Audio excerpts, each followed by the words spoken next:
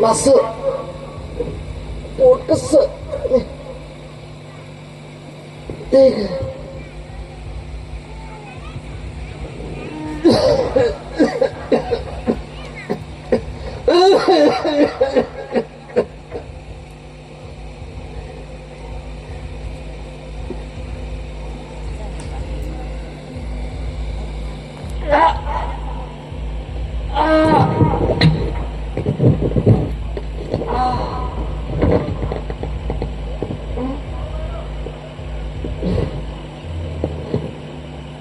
नाही मला भूक लागली का 4 दिवस झाले उपवाशी आहे माझ्या या पोटात अन्नाचा एकही कण गेला नाही माहीत 4 दिवस झाले का मी उपवाशी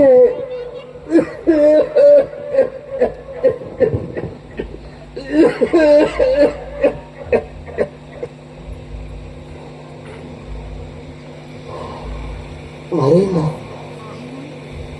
बरोबर ह्याच काळ्या मातीत मरे कोल्या कुत्र्या मांजरानं मांस खाल्लं तरी चालेल पण उपवाशी नाही मरणार मी उपवाशी नाही मरणार दिसतंय का असं स्वतःच केलं ना कसं पिरडून येते सार सुना सुना वाटते सार संपल्यासारखं सार संपल्यासारखं हे मा दे ना ग मला एक भाकरीचं तुकडं दे मा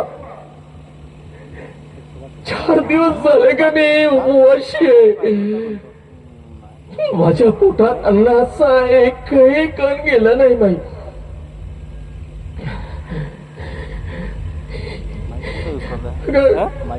चालून चालून पायाला भेगा पडल्यात ग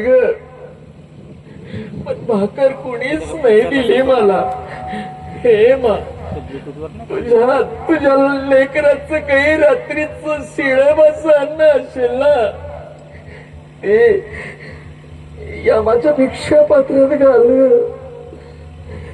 भूक लागली गे मला भूक लागली नाही देत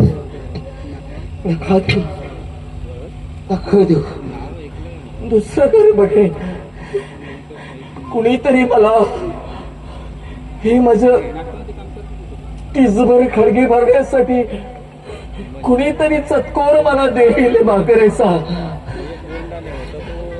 आणि समज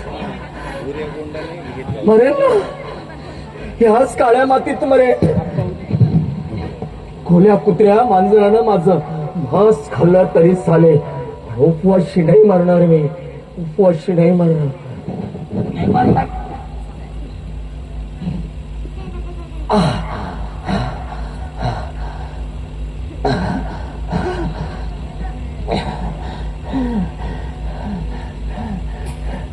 भूक लागली आहे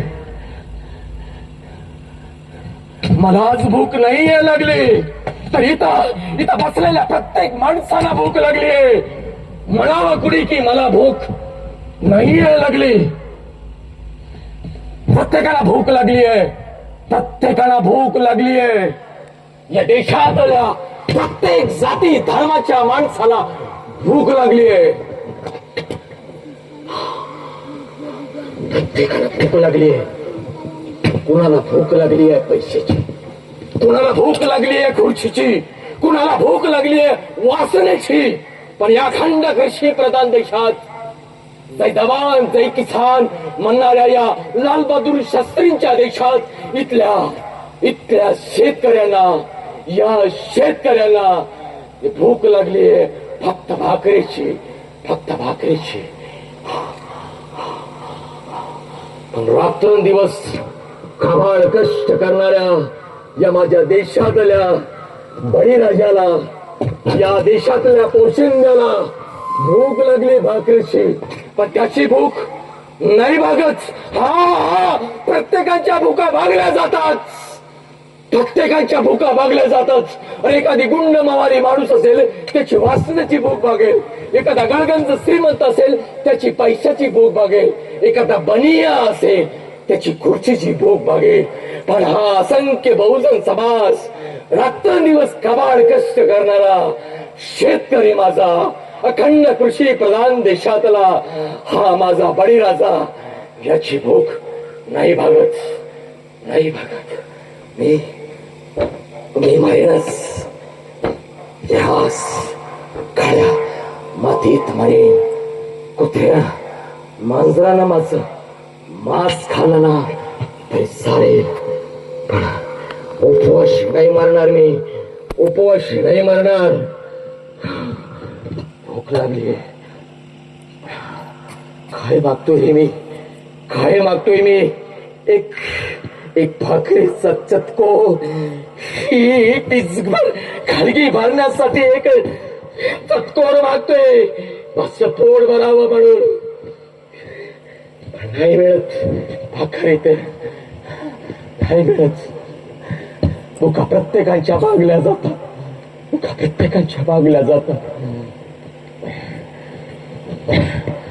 वेदना कठोर असेल तरी मन फार असे मोठे. सुख भोगशाला मिळे परंतु दुःख असे मोठे. गरिबी लाचारी अशी सदाच तुम्हा आम्हाला. वेदना कठोर असेल तरी मन फार असे मोठे. वेदना कठोर असेल तरी मन फार असे मोठे.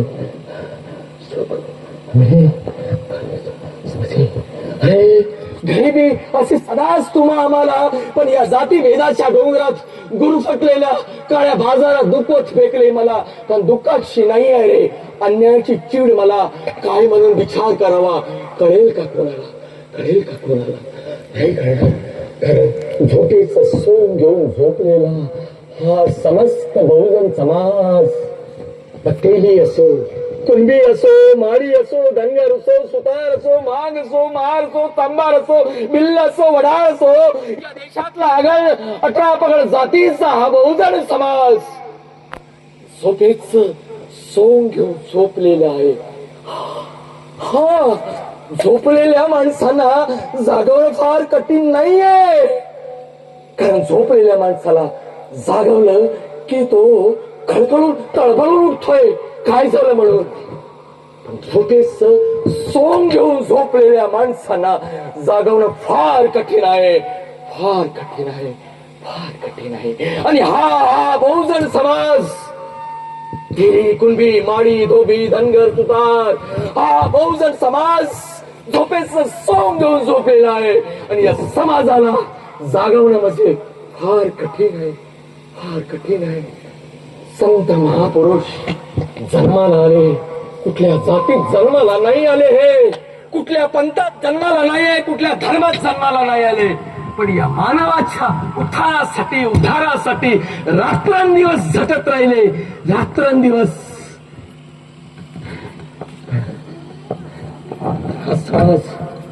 सगळं नाही झालं. अरे भाग ना भाग त्या उंच माडीकडे भाग त्या उंच माडीकडे. अरे अजूनही जुनी रीत आहे जगाची, कारण गरिबी पाहिली नाही त्यांनी अनुभवाची. या झोपडीत वारे येतात कशाची, वादळ वारे येऊन क्रूर सांड पाण्याचे. असे प्रेम आहे रे अंत नाही सहन शक्तीला. अनेकांनी लाथाळले दुःखाच्या खाईत फेकले मला, पण दुःखाची नाही रे अन्यायाची चीड मला काय म्हणून विचार करावा कळेल का कोणाला, कळेल का कोणाला? नाही कळणार, नाही कळणार. कारण चुकीचं सोंग झोपेला समाज, चुकीचं सोंग झोपेला समाज नाही कळणार. हा पांढरपेशी समाज हा शिकला, शिकून संघटितही झाला, संघर्षही करतो, पण केवळ केवळ जातीपुरता, धर्मापुरता हा संघर्ष करतोय. बाबासाहेब आंबेडकरांनी सांगितलं होतं, शिका, संघटित व्हा आणि संघर्ष करा. हे केवळ महार जातींसाठी नाहीये, तर हा माझा असंख्य बहुजन समाज, हा असंख्य बहुजन समाज, 95% समाज आज खऱ्या अर्थानं निरक्षर आहे, अक्षर शून्य आहे, वेळ बिघाड आहे. याला शिक्षणाशिवाय तरणोपाय नाही. म्हणून बाबासाहेबांनी म्हटलं होतं की तुम्ही शिका. शिक्षण घेतलं की तुम्हाला समजेल की आपण आपलं कसं संघटन बांधलं पाहिजे. आणि एकदा संघटन आपण आपलं बांधलं की मग नंतर आपल्याला समजेल की आपण संघर्ष कसा केला पाहिजे. पण आम्ही संघटन कधी बांधलं नाही, कारण तेल्यांपुरते, महार महारांपुरते, गोवारीपुरते, गोवाऱ्याने सत्याग्रह केला, 114 मारल्या गेले.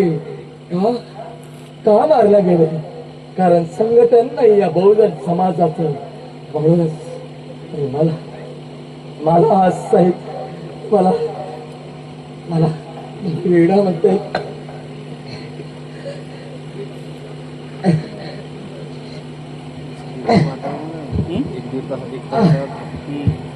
आई माझं पोट कसं इडून येते ग, सार सोनं वाटते, सार सपल्यासारखं.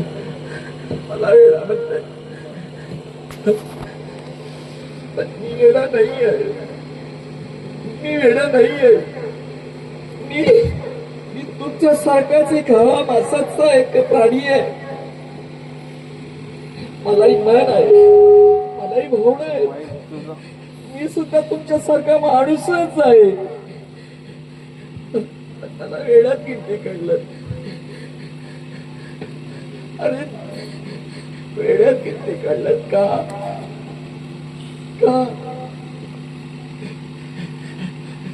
वेळा नाहीये रे, वेळा नाहीये. वेळ तुम्ही आहात. तुम्ही माणसासारखे माणूस असून एक माणुसकीला कलंक तुम्ही. आणि मला वेळा म्हणताय. मी एक शिक्षक होतो, शिक्षक. आदिवासी समाजातला हा एक शिक्षक, आदिवासी समाजातला दुर्गम भागातला शिक्षक. मला प्रायमरी टीचर म्हणून जेव्हा नोकरी लागली तेव्हा मला माझ्या लहानपणापासून माझ्या आई वडिलांनी माझ्यावर संस्कार टाकले होते. बिरसा मुंडा, बाबूराव शेडमाके आणि दुर्गावती डोम्याच्या अरण्यात राहणारी मुक्ताई बडावी. आमचं कुलदैवत बाबूराव शेडमाके, बिरसा मुंडा, हेच मला माहित होतं. माझ्या आई वडिलांनी मला हेच सांगितलं. मी शिकता ग्रॅज्युएशन केलंय. मी महापुरुषांचे विचार वाचायला लागलो. अरे वाचता मला कळलंय की शिक्षणाबरोबर हे किती महत्वाचं आहे माणसाच्या आयुष्यात. माणूस जर माणसाला माणूस बनायचा असेल तर या महापुरुषांना वाचलं पाहिजे. जेव्हा मी ग्रॅज्युएशन पूर्ण केले, पोस्ट ग्रॅज्युएशन करता बाबासाहेबांचा अभ्यास माझ्या अभ्यासक्रमाला होता, तेव्हा मी बाबासाहेबांना वाचायला लागलो. बाबासाहेबांचा इतिहास वाचायला लागलो. तेव्हा मला बाबासाहेब कळले की बाबासाहेब हे कुठल्या जातीतले नाही, धर्मातले नाही, तर हे समस्त विश्वाच्या उत्थानासाठी जन्माला आलेले महापुरुष आहेत, महापुरुष आहेत.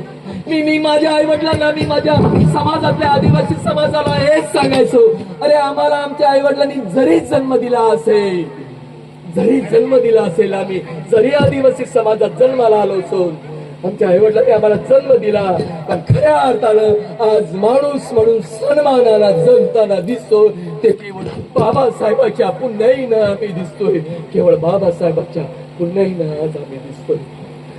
कारण बाबासाहेबांनी आम्हाला ते अधिकार दिले नसते तर आज मी शिक्षक झालो नसतो. अरे महात्मा फुलेंच्या शिक्षणाचं एक ब्रीद घेऊन बाबासाहेबांनी शिक्षण हे संविधानात सक्तीचं आणि मोफत मिळावं हे जरी नसतं तर आज मी शिकलो नसतो, शिक्षक हा पेशा मी स्वीकारला नसता आणि मी महाराष्ट्रात आलो नसतो. केवळ बाबासाहेबांची पुण्य, बाबासाहेबांची पुण्य. मी माझ्या विद्यार्थ्यांना हेच सांगायचो, विद्यार्थी मित्रांनो, अरे माणूस माणसासाठी, माणसानं माणसासारखं जगलं पाहिजे, माणसाने माणसासारखंच वागलं पाहिजे, तरच खऱ्या अर्थानं माणुसकी टिकून राहील, या देशाची, राष्ट्राची एकात्मता टिकून राहील. मी माझ्या विद्यार्थ्यांना सांगायचो, विद्यार्थी मित्रांनो, अरे तुम्ही कुठल्या जातीच्या, कुठल्या धर्माच्या, कुठल्या पंथाच्या हे महत्वाचं नाहीये, तर शिक्षण हे शासनाने दिलेले संविधानाच्या राईट्स नुसार हे शिक्षण सक्तीचं आणि मोफत असावं. पण ते आज आपल्याला मिळत नाहीये, पण आपल्याला मिळवून घेण्यासाठी संघर्ष करावा लागेल, सत्याग्रह करावा लागेल, आपल्याला संघर्ष करावा लागेल. आणि मी माझ्या विद्यार्थ्यांना सांगायचो, तुम्ही आज लहान आहात, बालक आहात, उद्या या देशाचे नागरिक व्हाल, म्हणजे या देशाचे आधारस्तंभ व्हाल. उद्या तुम्ही उच्च शिक्षण घेण्यासाठी बाहेर मोठ्या महाविद्यालयात जेव्हा जाल, तेव्हा तुम्ही महाविद्यालयात ज्ञानार्जनासाठी, ज्ञान संपादन करण्यासाठी जाल, आणि जेव्हा विद्यालयातून तुम्ही बाहेर निघाल तेव्हा तुम्ही सेवेचं व्रत घेऊन निघायचं, आणि सेवेचं व्रत फक्त एकच घेऊन निघायचं, मी भारतीय आहे, प्रथम भारतीय आहे आणि शेवटी भारतीय आहे, आणि माझी मी भारतीय आहे, हे व्रत घेऊन जेव्हा तुम्ही जाल तेव्हाच खऱ्या अर्थानं राष्ट्राची एकात्मता टिकून राहील, आणि तेव्हाच खऱ्या अर्थानं फुले शाहू आंबेडकर, शिवाजी घाटगे महाराज, तुकडोजी महाराजांचे विचार या देशात तेवत राहतील, अन्यथा नाही, अन्यथा नाही, अन्यथा नाही. मी माझ्या विद्यार्थ्यांना हेच सांगायचं, अरे बाबासाहेब म्हणाले, I am first Indian and last Indian, मी प्रथम भारतीय आहे आणि शेवटही भारतीय आहे. या समाजातल्या लोकांनी, या लोकांनी की आमच्या मुलांना हा शिक्षण व्यतिरिक्त वेगळं शिक्षण देतोय, म्हणून मला वेगळं, मला वाडीत टाकलंय, माझं घर जाळून टाकलंय. हा देशद्रोही आहे, हा समाजद्रोही आहे, म्हणून मोर्चे काढले, माझी नोकरी गेली. पण मी शिक्षक, माझं एकच ध्येय होतं, शासनाने माझ्या खांद्यावर धुरा टाकलेली आहे, विद्यार्थ्यांना घडवणे, विद्यार्थ्यांना खऱ्या अर्थानं जो सत्याचा मार्ग आहे तो दाखवणे, हेच व्रत घेऊन मी विद्यार्थ्यांना सांगत होतो, आणि हेच व्रत घेऊन सांगत होतो. मला काढले, माझं घर जाळले, माझ्या मुलीचा मृत्यू झालाय, जडून काय झाली, आणि माझं मानसिक संतुलन बिघडून फार वेडा झालोय रे, फार वेडा झालोय. पण मी वेडा नाहीये, मी वेडा नाहीये, वेडे तुम्ही आहात, हा तुम्ही आहात वेडे. मला वेडा म्हणते, मी नाही वेडा. मी या विद्यार्थ्यांच्या मतमस्तकात मी एक ज्ञानाचं बीज रोवलेलं आहे, हे आज ना उद्या अंकुर रूपाने बाहेर येईल, छोटस वृक्ष होईल, कालांतराने ते मोठं वृक्ष होईल, आणि त्या वृक्षाच्या फांदी पारुंब्या परत या वसुंधरेच्या, या जमिनीच्या उदरात रुजतील, आणि परत विसावा देण्याची त्याच्यात लायकी निर्माण होईल. हे मी बीज माझ्या विद्यार्थ्यांच्या रोवलेलं आहे, विचारांचं अगदीच मी बहुलेला आहे. वेडा आहे म्हणून काय चालय, पण मी वेडा नाही आहे. मी वेडा नाही आहे. मला भूक लागली, भूक लागली, जेवण नाही केलं का? आलं तर भूक लागली, केलं. भूक लागली. माहिती माहित आहे मला, माहित आहे मला, सगळं माहित आहे. या देशात स्त्री मुक्ती चळवळ चालवताय स्त्री मुक्ती चळवळ, स्त्री मुक्ती चळवळ चालवतायत. अरे स्त्री मुक्ती चळवळ म्हणजे काही लाटण्या मोर्चाचा खेळ आहे का? म्हणतात कसे की जागतिक जगातली स्त्री कुठं चालली आहे? पुरुषांच्या खांद्याला खांदा लावून चालणारी स्त्री म्हणजे जागतिक जगातली स्त्री. पुरुषांच्या खांद्याला खांदा लावून चालणारी स्त्री म्हणजे जागतिक जगातली स्त्री.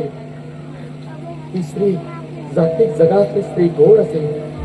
ज्या स्त्रीनं सावित्रीला स्वीकारलं असेल, ज्या स्त्रीनं झलकारीला स्वीकारलं असेल, ज्या स्त्रीनं पहिल्या होळकराला स्वीकारलं असेल, ज्या स्त्रीनं रमाईला स्वीकारलं असेल, ज्या स्त्रीनं जिजाऊला स्वीकारलं असेल, ती स्त्री जागतिक जगातली स्त्री, पुरुषाच्या खांद्याला खांदा लावून चालणारी स्त्री. नाहीतर स्त्रिया बघतायस, आता स्त्रिया बघतायस, मोठ्या मोठ्या स्त्रिया, उच्चभू घरातल्या स्त्रिया, शिकलेल्या स्त्रिया, अजय अंधश्रद्धेच्या बळी होऊन आपल्या शरीराचं प्रदर्शन मांडणाऱ्या त्या घराकडे गेल्या. त्या स्त्रिया नाही आहेत, त्या शाहू फुले आंबेडकरांच्या विचारांच्या स्त्रियाच होऊ शकत नाही. नाही होऊ शकत. फुले शाहू आंबेडकरांची स्त्री अशिक्षित असेल तरी चालेल, पण तळमळीची कार्यकर्ता तीच खरी या देशाची, तीच पुरुषांच्या खांद्याला खांदा लावून ते चालू शकते. कारण तिनं फुल्याला सावित्री माईला स्वीकारलं, जिजाऊला स्वीकारलं, रमाईला स्वीकारलं, आईला होळकरांना स्वीकारलं. ती स्त्री मुक्ती चळवळ चालवतात. अरे स्त्री मुक्ती वाल्यानो, येतोय का रे माझा आवाज तुम्हाला ऐकायला? स्त्री मुक्ती चळवळ चालवतायत. स्त्री मुक्ती चळवळ म्हणजे काही लाटण्या मोर्चाचा खेळ आहे का? म्हणतात कसे जागतिक जगातली स्त्री कुठं चालली आहे? पुरुषांच्या खांद्याला खांदा लावून चालणारी स्त्री म्हणजे जागतिक जगातली स्त्री, जागतिक जगातली स्त्री. अरे स्त्री मुक्ती वाल्यानो, चला आमच्या खेड्याकडे, चला खेड्याकडे. अरे हजारो श्यामल तुमच्या आंदोलनाची वाट बघताय. चला खेड्याकडे, चला. तुमच्या आंदोलनाची वाट बघता बघता कित्येक स्त्रिया निस्नाबूत झाल्या रे, कित्येक स्त्रिया निस्नाबूत झाल्या. तुमच्या आंदोलनाची वाट बघता बघता ती शारा बानू, ती मंजुश्री, ती फुलन, ती रूपकमल, ती मनोरमा कांबळे. चला रे, चला आमच्या दुर्गम भागात चला. एटापल्ली, सिरोंचा, रायगड, भामरागड, आल्यापल्ली, अहिंसाल, अरे बिनागुंडा या भागात चला. या देशाला स्वातंत्र्य मिळून आज वर्ष होत आहेत रे, 79 वर्ष होत आहेत, पण स्वातंत्र्याचा सूर्य हा उगवलेला आज दिसत नाही. वाटायचं मला की आज स्वातंत्र्याचा सूर्य 1947 ला उगवला तेव्हा खऱ्या अर्थानं या बहुजन समाजाचं राज्य प्रस्थापित होईल. पण नाही बहुजन समाजा, नाही. कारण तू जातीत विखुरलायस, धर्मात विखुरलेला आहेस, पंथात विखुरलेला आहेस, तू एक संघ झालाच नाही. पण आज तुझं स्वातंत्र्य खऱ्या अर्थानं मुठभर लोकांच्या हातात आहे, मुठभर लोकांच्या हातात आहे.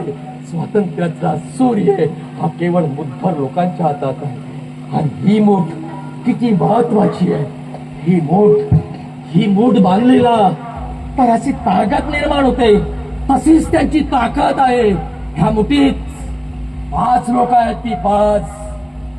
आपण 95% लोक आहोत, 85% जास्त. पण आम्ही कसे विखुरलेले आहोत हे बघा. ही 5ही बोट सारखी नाही आहेत, पण या 5ही बोटांचं महत्व आहे. वेगवेगळ्या ठिकाणी याचं स्थान आहे. म्हणजे हा समाज अनेक जाती धर्मानं बनलेला आहे. बाबासाहेबांनी सांगितलेलं होतं, तुम्ही शिक्षण घेतल्यानंतर तुम्हाला तुमचं संघटन बांधायचं आहे. आणि बहुजन समाजा तू एक संघ हो, म्हणजे असेल तू एक संघ झालास म्हणजे तुला तुझं मूठ तुझी महत्वाची आहे. आणि जेव्हा तुझ्यावर कोणी प्रतिकार करत असेल, तुझ्यावर कोणी अटॅक करत असेल, त्याचा प्रतिकार करण्यासाठी तू पेटून उठ आणि संघर्ष कर. आणि या संघर्ष बाबासाहेबांनी ह्यासाठी सांगितलं होतं, ह्यासाठी सांगितलं होतं